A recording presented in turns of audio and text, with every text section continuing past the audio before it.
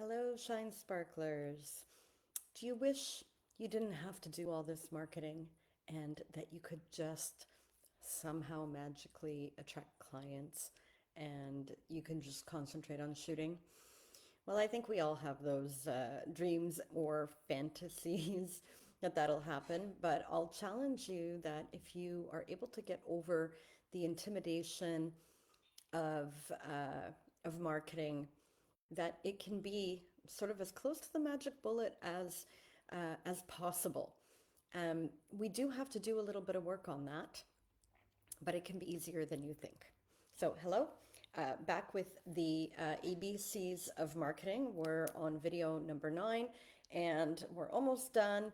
We're already past the halfway mark, and it's just the rest of this week until we get to the end of the alphabet. And first, I will introduce you to my new free PDF download called The 5 Missteps That Photographers Make That Attract Price Shoppers and Drain Their Passion, Profits, and Joy. And as I've said in the other videos, we are not getting into this line of business because we want to be drained of everything, but we want to be uplifted and we want to gain time, freedom, creative freedom, financial freedom. And that's why we do what we do. And marketing will help you get there. So let's get started. Today, the letter Q, I made a phrase actually with the word quality, but I didn't want to talk about, let's say, the quality of photos, which I believe already has to be there as an absolute minimum when you are taking money for photos. But today I wanted to talk about the quality of your sales process.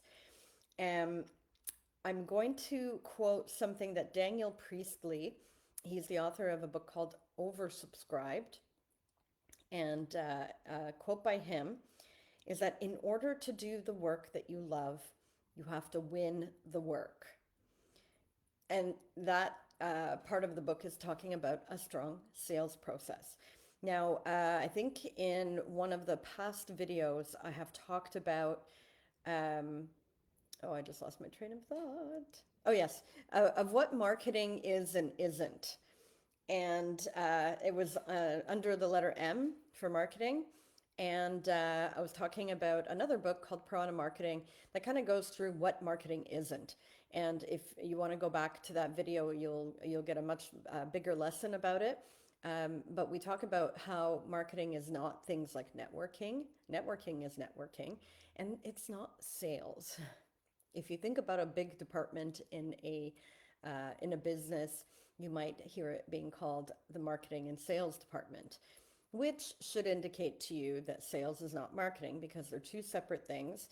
And the distinction between the two of them, based on what Piranha Marketing says, is that the sales transaction is a one-on-one transaction where you're actually exchanging money, let's say. And marketing are the systems that bring people in through your doors who will be pre-qualified and will be pretty much ready to book once they get into your business ecosystem and have made the decision to purchase with you. So if your marketing systems are pretty strong, then the amount of sales you have to do is minimal. And I'd like you to think about real life examples where you have experienced this. One really popular one is the iPhone. People line up to get iPhones. Nobody from Apple is really selling the way that you might imagine, a person calling you to pitch you a product, or walking into a dealership and, some fast talking salesperson is at your side in 2.1 seconds. iPhones and anything by Apple, really. I mean, have you ever felt sold by them? Nope. People will wait in line. People will pay premiums to get in first, to get in the most recent product. And we all pretty much have an iPhone in our pocket, and you were not sold on that at all. Their marketing is spectacular. Their promotions, their advertising, their marketing are all very strong, so that when you're walking into an Apple store, the reps aren't really selling you on anything. They are just there to facilitate the selling transaction. So you're already ready to buy. You kind of know what you want. Maybe you need some help in distinguishing between different products. They're there to inform you. But nobody's convincing you to buy because by the time you've walked into that store, you already know that you're buying. So we still need a sales process. But if we work on our marketing, it's going to be a whole lot easier. You don't have to convince anybody of anything. They're there because they want to be. You've attracted them in through your marketing channels. So we've talked about that during the course of this series where you become discovered. So you're out there with a good message and beautiful photography, and people discover you.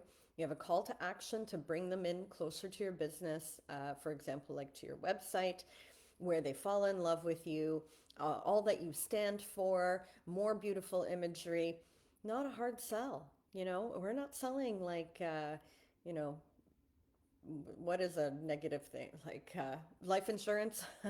We're not selling life insurance, which I can imagine can be a little difficult. We're selling beautiful photography. We don't have to sell that hard. Um, so when we've done all of those things, people are there and they're ready to buy.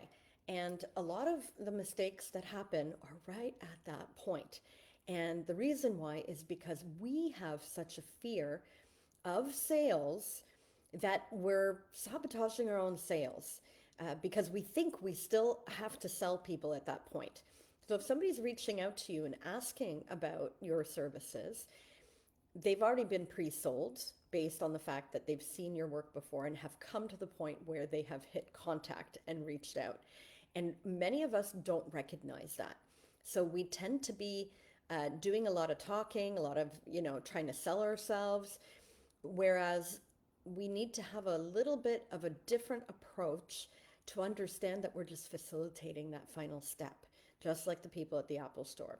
So nobody's doing a hard sell at that point. People want to be there, and you're just helping them get to the yes, right? Get to the counter and give their credit card.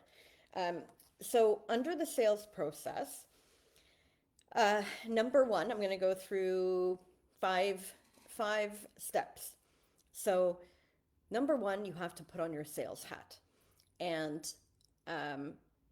we might market ourselves as friends when we're on, like a lot of copy on photographer websites are like, I want to be your new BFF, and that kind of thing. And we might become friends with our clients, but we are not their friends, not yet, anyways. And being a being a friend, being friendly, like the way that you would be with your actual friends, trying to find friendship, is not sales. So that approach is going to fall off very quickly if you just try to be a friend throughout a sales process instead of being a salesperson. And I don't mean that you need to go out and find a job at your local dealership or any other kind of hardline tactic type of sales industry. What I mean by that is that you have to put on a professional hat where you are going to bring somebody into the home stretch of buying something and making sure that they feel comfortable in buying that and getting value for their money. So we need to kind of put our fears aside and say, oh, we need to be like a friend to them. That energy is not the right energy at that point, and the client won't appreciate it. So imagine going in to buy something big, like you're making a big purchase, and imagine that the person is just doing everything but trying to help you buy that thing, right? So you go to Tiffany's, let's say, and you want to buy a beautiful engagement ring for your loved one. And you're like asking questions for, like you're ready to buy. If you're in Tiffany's, you're pretty, you can't just walk in there, you have to be ready to buy and you have to have the funds to buy it. And if the salesperson didn't help you get to the cash register with that diamond packed up, it would be weird, right? So if they're just telling you about their kids and their latest trip to Cuba or something like that, just being friendly and being, being like what you would consider your friends to be like, you're not going to be moved towards a sale. So we need to be salespeople, and that doesn't mean gross. It just means you help them to the end result. So We have to make sure that we approach that energy correctly. So you kind of have to draw the line in the sand. You can be friendly, you can be kind, but you still need to have a sales hat on and make sure people have what they need in order to get that sale made. They get frustrated if they can't. I mean, if you want to buy something, it doesn't make sense for anybody to stand in your way, right?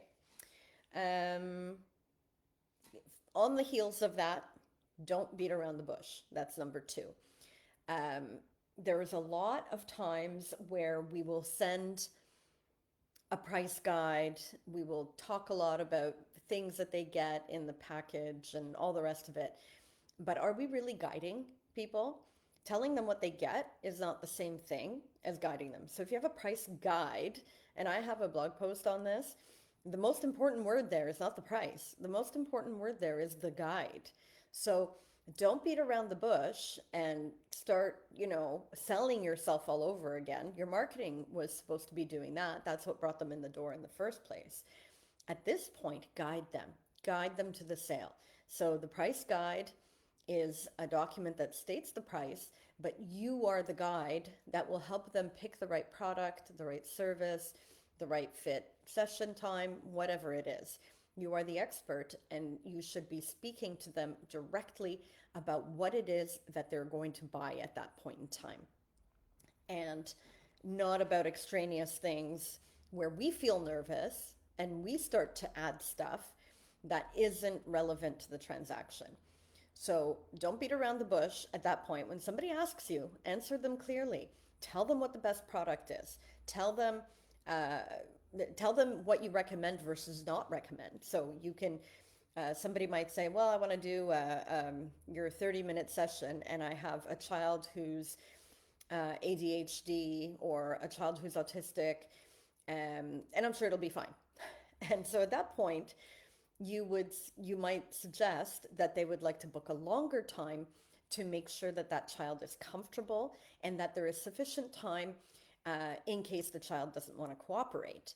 So that is what is being, sort of discussed at that point in time, is how, excuse me, how you're going to serve them for the best sale possible. But at this point, if you have nerves or you're trying to, kind of talk them into something again, and it's just really your nerves that are doing that. So just be clear, answer their questions, and guide them to the right product or service. And you have to do it confidently. So we'll talk about that in a little bit. Um, Number three, work on your mindset. So I'm reading, and I've referenced a few times, Daniel Priestley's book, Oversubscribed. And this morning I came across a concept which was perfect because I was talking about the sales process today. And it's called With or Without You Energy. And this is what he says. He says, um, it's a mystical sense of confidence. The with or without you energy is a mystical sense of confidence that somebody will be fine if you buy or if you don't buy, right? And that he says that energy is really attractive, that we are drawn towards people who are not needy. And that's kind of true for human dynamics and relationships in general. I'm sure you've had a person in your life who has been needy. You know that energy, and it's a little off-putting, and you feel like creating distance between people who are needy because you feel you don't have what they need. You can't give it to them, and so we tend to kind of take a step back and think about, people who are inaccessible. So, like, there was a guy I really liked in high school, and I liked him more because he was inaccessible to me. And if he were to and I think there's been like movies made about this too, where, you think that there's like you look at the guy and you're like, oh, he's such a dream. And then he turns out to be like super needy. And then you're like, oh God, I wanted a relationship with this guy, but now that I have it and he's really needy, it's like, kind of ick, right? Um, So it's the same in sales.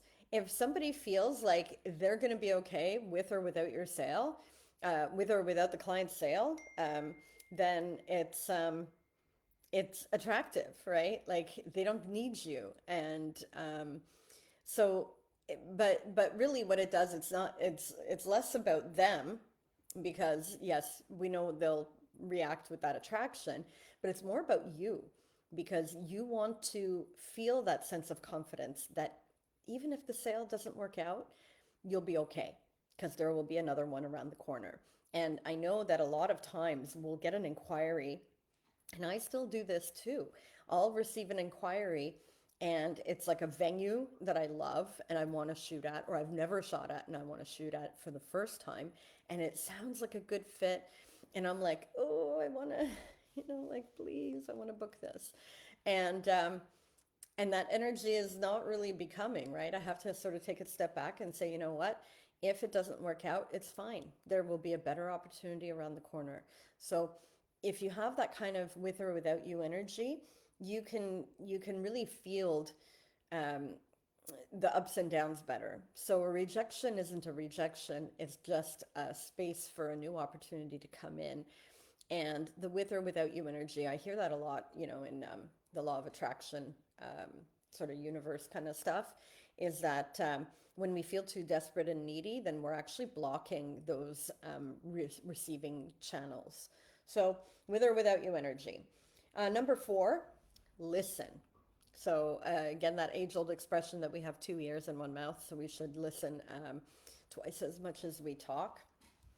I need to learn that lesson a lot because I talk a lot, as you guys know. But when it comes to sales, I'm pretty good at flipping the script.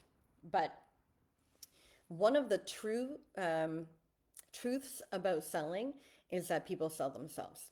So again, we're going to go back to the iPhone and the Apple products. That people pretty much sell themselves on those things, right? So Apple is coming out with new products, and they make them look shiny and sleek, and they're so easy, and you just turn it on and you can use it, and they can go anywhere with you. It's really, portable, and everybody wants an iPhone or an Apple product. And so it's like when it comes to somebody coming into a store, the Apple store, it's not about us talking at them to try and sell them something. It's listening. So if you were deciding between two laptops, like the, MacBook Air or the MacBook Pro, you might walk in and the salesperson might ask you, why you're there, and you will say, I'm here to, sort of choose a product, but I'm not sure. I'm kind of going back and forth between those two. And so the rep will not just regurgitate everything that's on the website, because you've presumably seen all the specs and they have comparison tools. So that's not what you're looking for. You're looking sort of more of a heartfelt opinion. And they'll probably ask you a lot of questions like, what are you going to use this computer for? How often are you going to use it? Do you use it at home, or do you need to be mobile? They're going to ask you a lot of questions. And when you are posed a question, you answer, right? So it's not like, and it shouldn't be a closed-ended, like, do you travel? Yes or no? No. Okay. Well, that might be hard to then lead into the next question. But how do you use this laptop? Um, what are you using it for? How often do you use it? Get people talking. So if you receive an inquiry and somebody's sort of asking about, like a best fit session, should I go for this one or that one? Um, we tend to just answer. We tend to say, well, I think you should do that one, or this one's the best value, um, coming from our perspective. But we can open the door and ask questions. What is it that you seek? What do you want the end goal of this session to be? Are you looking for wall art for your walls? Are you looking to make an album? Get them talking. And when people talk, they often just convince themselves even more, right? They tend to negate their own doubts, and um, the more you lead and ask them questions, and the longer they talk, they are their own salespeople. You are just there again as a guide or a facilitator. So create a process by which you're asking a lot of questions instead of just talking at people, because that's not what sales is. Sales is not talking at people in a fast way to convince them of anything. It's helping them get something they already want and helping them make that decision clearly. So you give them the right information, you ask the right questions, and then you offer some answers or some recommendations at the end of that, and that'll probably get you pretty far. And the final piece, after you've done all of those things, is the place of horror for so many. It's to ask for the sale. Now, if you went to a restaurant and you were sitting, you finished your dinner, you ordered dessert, you ordered coffee, you're just sitting there, what happens? Nothing. And that would be weird. You eventually have to leave the restaurant. Somebody has to close the transaction. So it's either the waiter or the waitress who says, "Can I get you anything further? If not, I'll bring you the bill." Or you ask for the bill. If you're ready to go and they're not sure, if you haven't ordered the coffee and dessert, they might be waiting for you to do that. But you might flag them down and say, can we have the bill, please?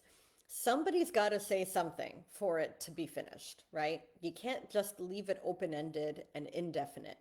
And this is what we often do. We beat around the bush, we talk a lot, try to sell ourselves, have maybe this needy energy like, please book because I need the money. None of that is really productive. So if you can put on your sales hat, you can listen to the needs of your person, allow them to kind of talk their way through the sale. You listen and offer a few recommendations. You sort of train yourself into that with or without you energy. That has a lot to do with mindset training, like visualization of a sales process, for example, that helps you become more confident in an actual sales process. And just being straightforward and clear at the time where we need to have that clarity. Because once people have already in their minds decided that they're going to move ahead with an inquiry, they don't need to go back to all those previous steps where they were discovering you and getting engaged in your content. They want clear, how much will this cost? What is the best product for me? How can we make this happen? And in order to do that, you have to ask for that sale. So if that person was in Tiffany's, as we said, looking for that engagement ring, at some point they're going to look around. They might look at a few different types of rings. They might talk about price points, whatever it is. And then the salesperson will say, can I get that rung up for you? And then it becomes about how will you pay, credit card, e-transfer, whatever. And how would you like that wrapped? And then it becomes about something different. It becomes about the delivery of the service and how to facilitate that through, signing a contract, accepting a quote, exchanging money for a retainer. And it's no longer about trying to sell yourself again. So often we're still in that space and we have to sort of psychologically move on from that. And we have to ask for the sale and then facilitate the delivery. So how will you pay for this? Or tell them, 30% retainer. Can I make that invoice out to that same email? Whatever it is, but you have to ask. And we are terrified, but as we said earlier, what did Daniel Priestley say? In order to do the work you love, you have to win the work. And in order to win the work, you need to have good marketing to engage people and get them into your business. And then you have to have a sales process. And at the end of that sales process, you ask for the sale. Okay. Next, we are going to talk about the letter R and referrals. I feel a lot of photographers stop at photo delivery, and then it's all about the new clients coming in. And there's a big chunk of people who forget about the people who've already done business with them. And if somebody has already become a client, it means they've already paid you and they are closer to you than anybody else at that moment.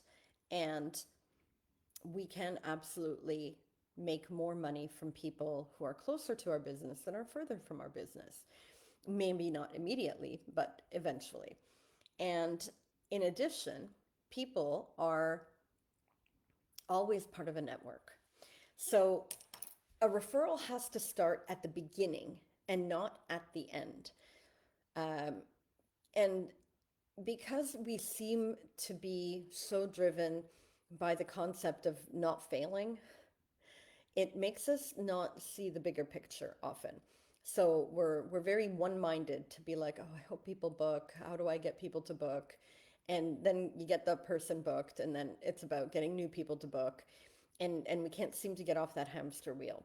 And that's when you work in your business and not on your business. That's how that expression goes. But if we can take kind of a more bird's eye view and we realize that the efforts we are making are towards lifetime value for people, so it's not just one and done, it's serving them, it's serving their friends, their family, and their networks. So we have to start at the beginning and and not just, even if we do any effort, reserve that effort for the end of the transaction, like after you've delivered a gallery, and then just be like, well, if you have any friends. You have to start to think about it at the beginning, because your process might change a little bit to how you serve that person in order to trigger referrals. And what I mean by that is that we are never alone. We are part of a lot of networks, right? I have a family. I have friends. I'm a dancer and a dance mom. I have a big network of dance friends, and my husband plays volleyball. We have a network of volleyball friends. Um, there's work, other work. If you work part time, you've got colleagues, work colleagues, and all of those people have networks. So we're all interconnected. It's like a big web. And if you think about when you're serving one person, if you can get out of that mindset of just serving that one person and know that that one person is actually attached to, let's say, directly 3 to 5 other people, how might that change how you're serving them? and and this is kind of the mindset that we want to foster, because we want at the end of it all for somebody to go out and spread the word about our businesses and bring other people into it. So always treat a person like they are 5 other people, and they are, because they will talk to those other people. Those other people will, will see these photos on their Facebook or on their Instagram or printed in their living room, and people talk. So you want to make sure to tap into that web, because it's really quite big. And, friends of friends of friends of friends of friends, like the 6 degrees of Kevin Bacon. It does happen where I have had, the friend. So recently I did a newborn shoot, and it was the the bridesmaid at a wedding that I shot. It was her friend. So it was like 3 times removed. So it was not the bride, not the bridesmaid, but the bridesmaid's friend.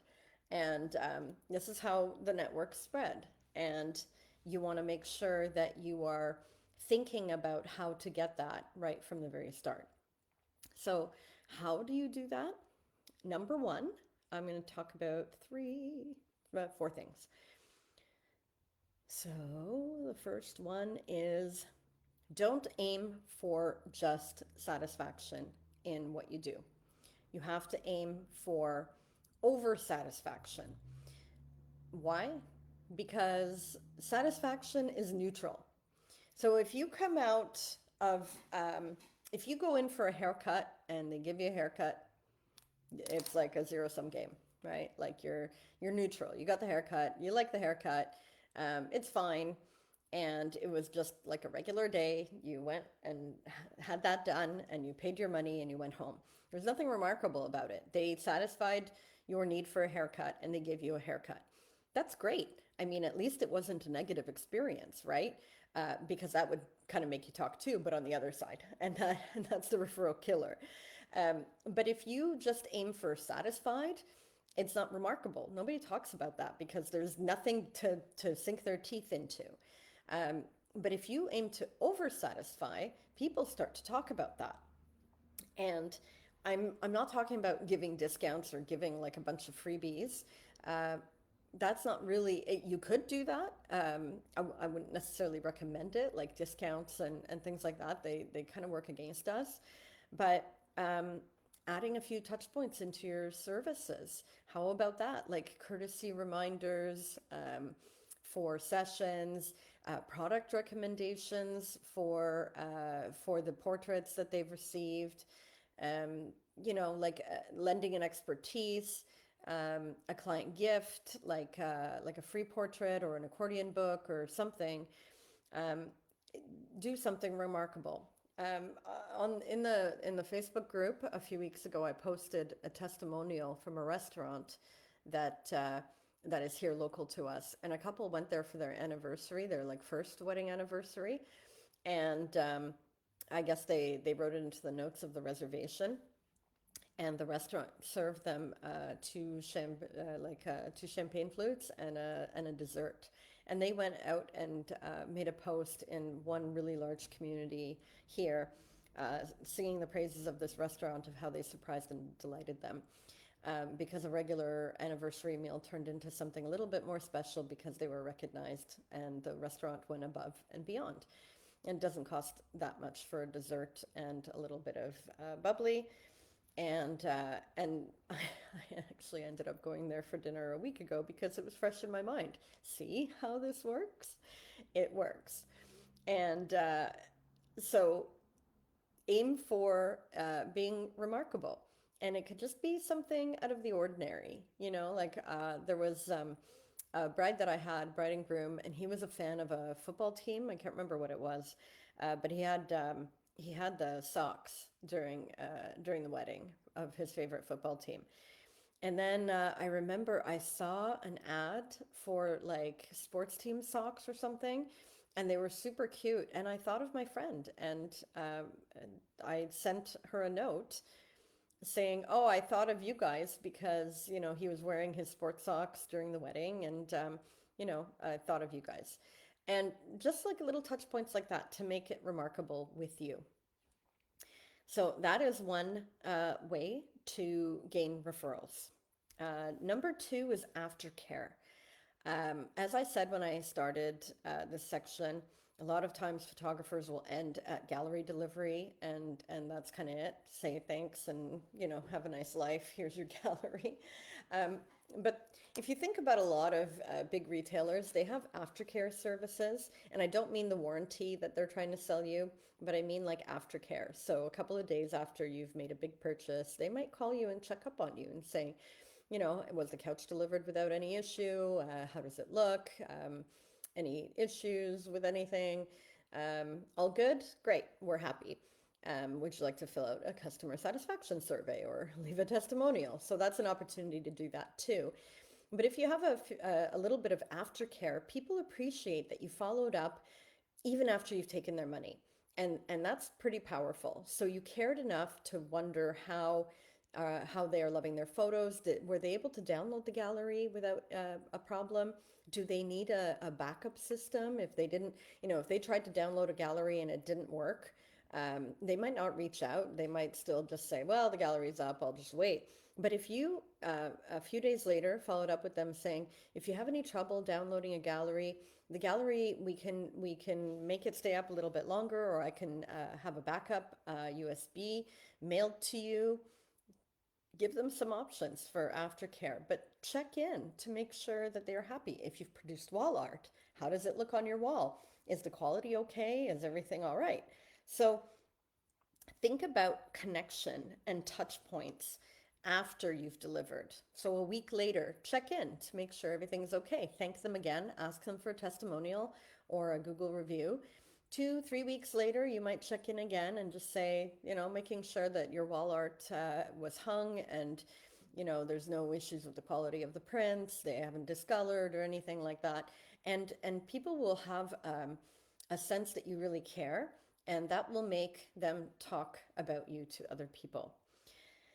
Number three, stay in touch. We talked about this in video 3 for email marketing, but newsletters are really, really important. And people forget. And I guess it depends. If you have clients who have already come to you several times, they probably will not forget about you. But there are other people who may have used your service like during a mini session or something like that.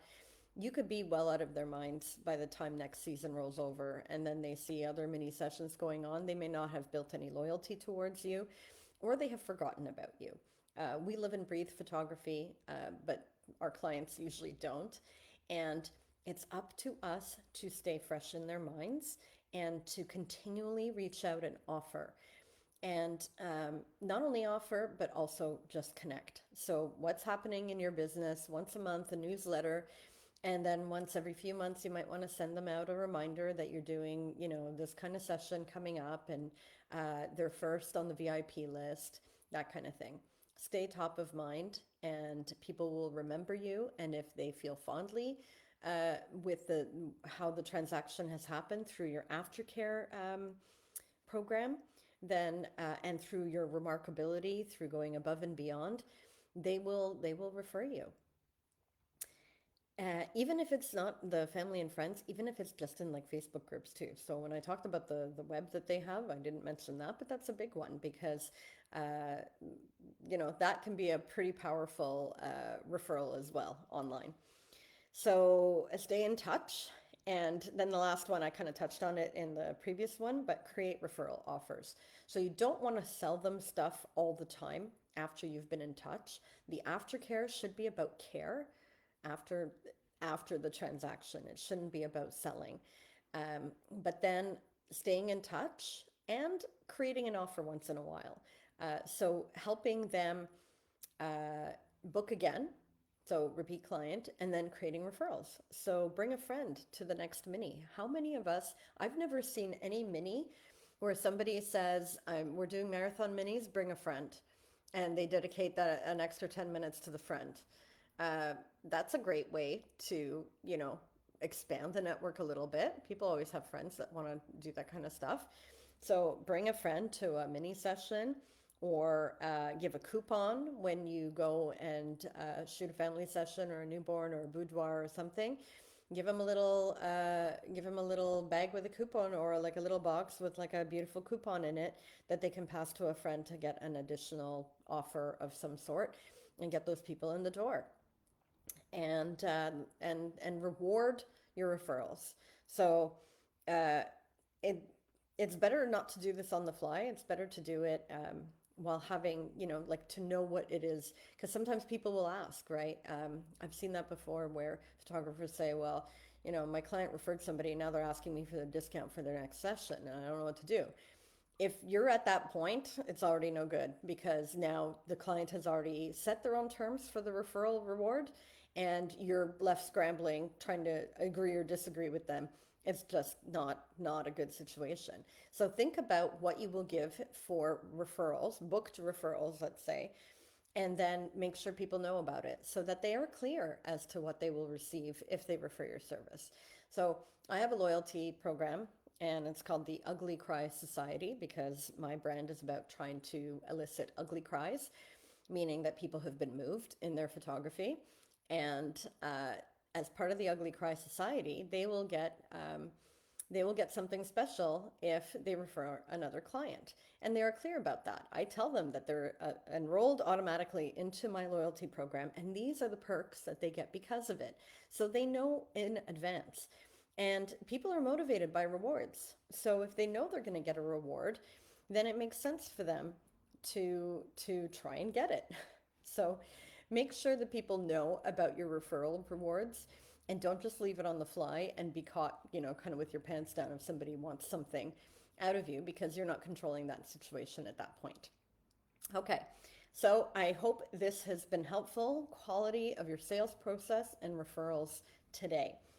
And before I end, don't forget to download the free guide, 5 missteps that photographers make that attract price shoppers and drain your passion, profits, and joy.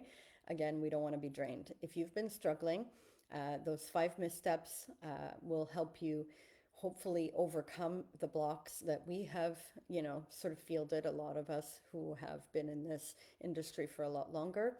So we hope to make the fall a little bit gentler for you to help pull you over those obstacles.